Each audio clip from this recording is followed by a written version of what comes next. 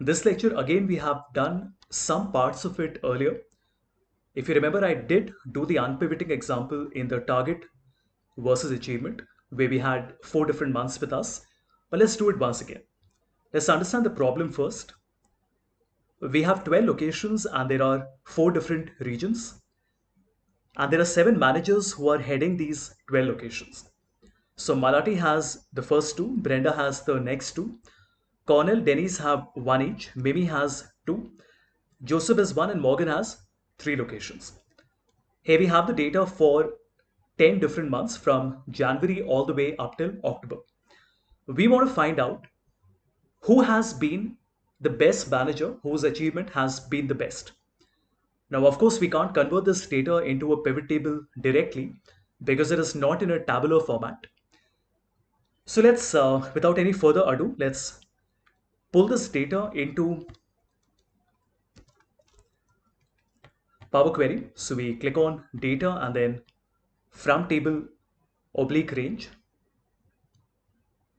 The first thing that I want to do is to select the first column. And because we have these blank cells, if you remember, I told you you can fill the blank cells, right click, fill, and then fill down like this.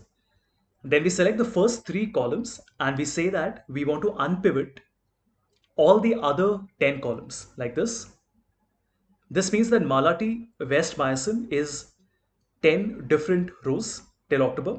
Then Malati Gidrich is another 10 different rows, which means that for every manager, every location, and for every single month, there is a unique record that has been created. So remember, there were 10 months and 12 locations. So if you look in the bottom left corner, it will show you there are 120 rows because it is 12 locations into 10 months each. Once we have done this, we already have the answer. We can simply double click and call this month. We can call this sales. Now our requirement here is to find out who is the best manager. So on transform group by, we want to group our manager column. We want to call the new column as total sales and we want to do a sum of the sales column.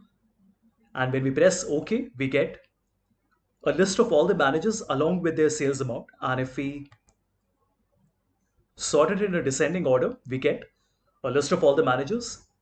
To see the top 3, we select keep rows, keep top rows. We can put the number 3, press OK, and it tells us who our top 3 managers are. When we close and load this data back to Excel,